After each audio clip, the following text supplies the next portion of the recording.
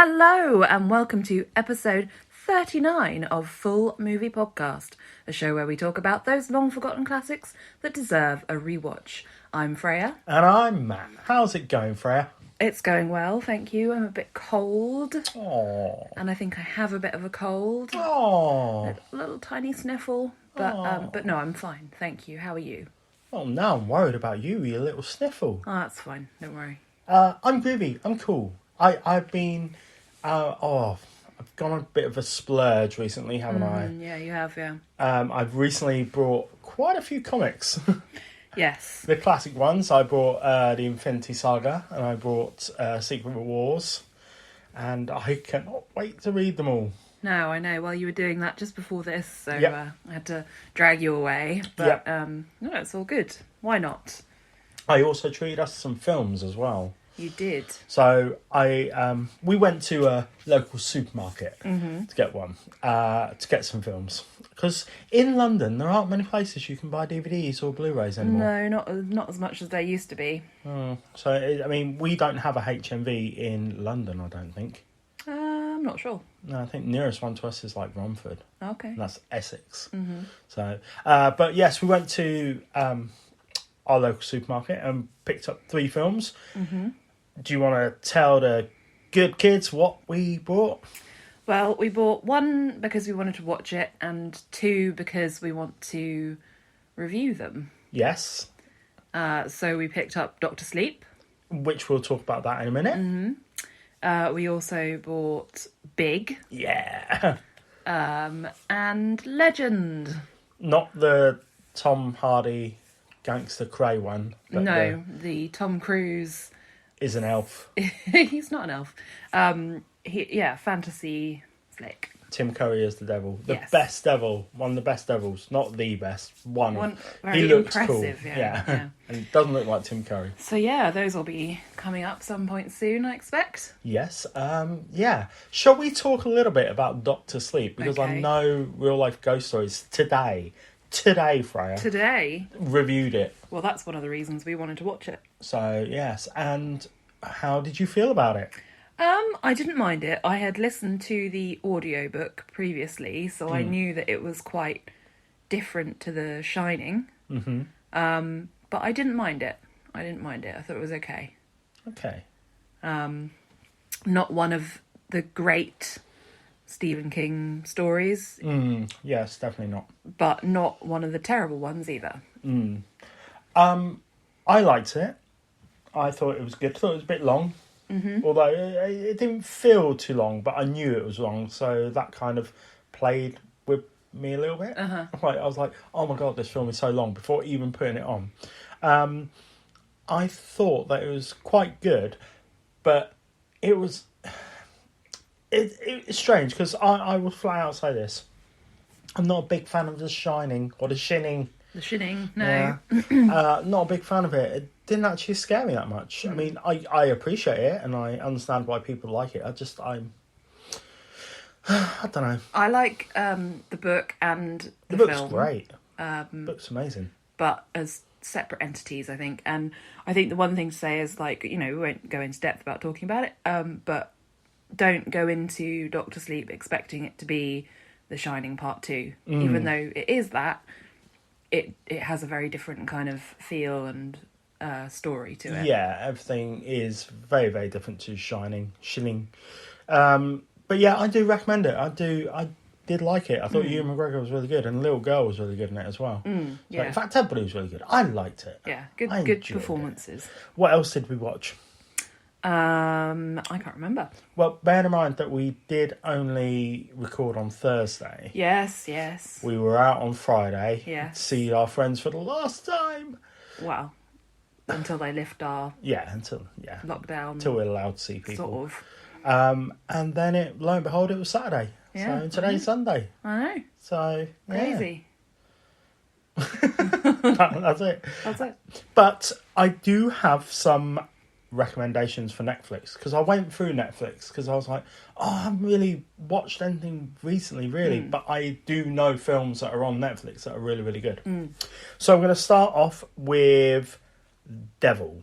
Oh, yes. The one where they're in the elevator. Yeah, that's great. That's on Netflix, and I wholeheartedly recommend it. It is a M. Night Shyamalan film. Yes. But for those people who don't like M. Night, don't worry.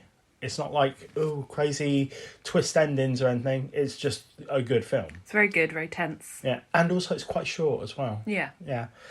Next, I would recommend Orphan. I'm sure a lot of people already know what that film is about. Do you want to tell them?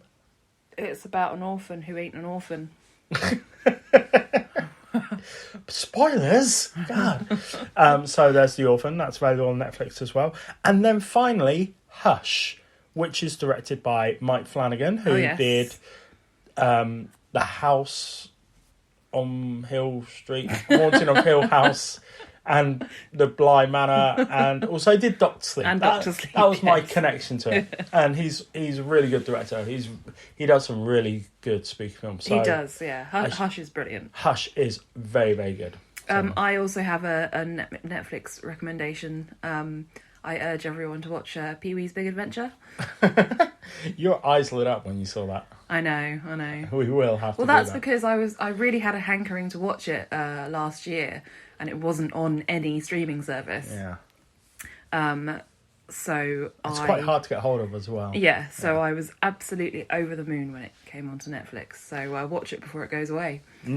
I will say, do not watch the Jennifer Lawrence horror film that is available on Netflix, The House at the End of the Street. That film blows. I can't remember it at all. It's crap. I mean, normally when I can't remember a film at all means that I've just kind of hushed it out of my mind, got rid of it, because it's not worth storing in there.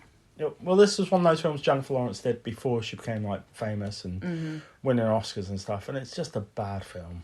Just don't even try it. No, I won't rewatch it then. So, but yeah, shall we crack on? Yes. Why don't you tell everyone what we're talking about today? So today we are going to be discussing a 1987. Can you see a theme? I think this is our 6th or 7th of 40 films that we've reviewed almost. That was done in 1987. Good year. All the best things came out in 1978, 1987. 1987. Including me. Yes, you are the best thing to come out in 1987. Thank well you. done you for being born then. So today we are going to be talking about The Witches of Eastwick. 3 women are looking for the perfect man, and when Daryl Van Horn moves to Eastwick, he seems to fit the bill. But it soon becomes clear there is something sinister about their suitor. Ooh. This was directed by the wonderful, and I truly, truly mean this, George Miller. He is a visionary director. He has directed, of course, all of the Mad Max films. I particularly love Road Warrior. That's my favourite Mad Max. I know Fury Road is good, but Road Warrior is my favourite. He also did a segment in Twilight Zone, the movie. He did Lorenzo's Oil, Babe, Pig in the City. Now, wait.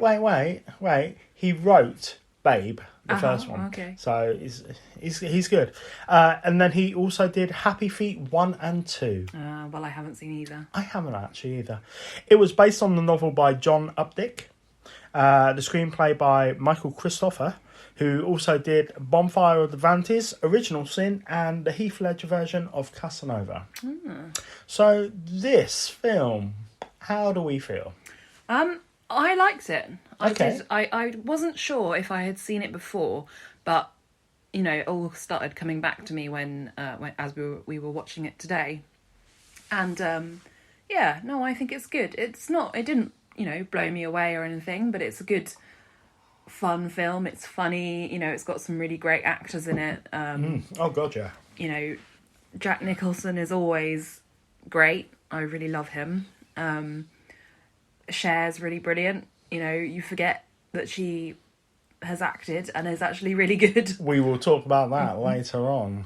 And yeah, of course, Susan Sarandon and Michelle Pfeiffer are also brilliant actresses. So, it was good. I mean, I don't know. It's not amazing, but it's not by any means terrible.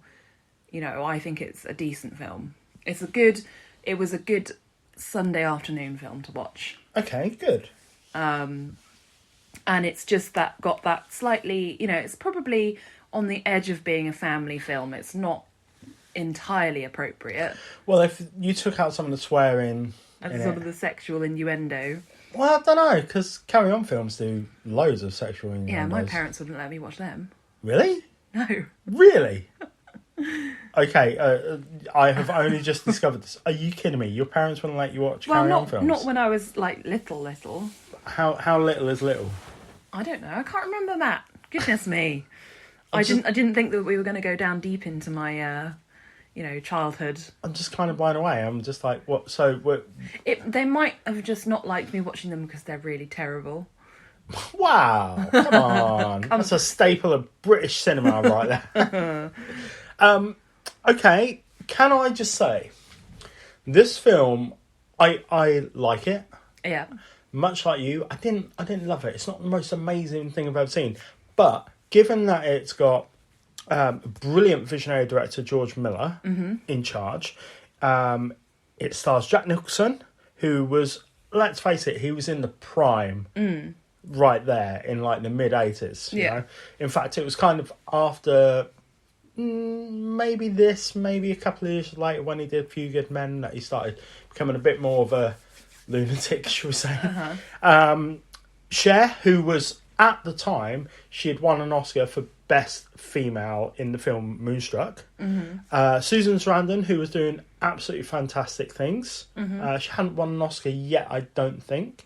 And then Michelle Pfeiffer, who was kind of the next big thing. You know, she had appeared in films such as like Grease 2 and Scarface and things like that. But she was an upcoming starlet, wasn't she? Exactly. She was, And it had John Williams did the soundtrack to this. You know, but why isn't this as big as it should be? I don't know. Me neither. It's not a bad film. The novel was hugely successful.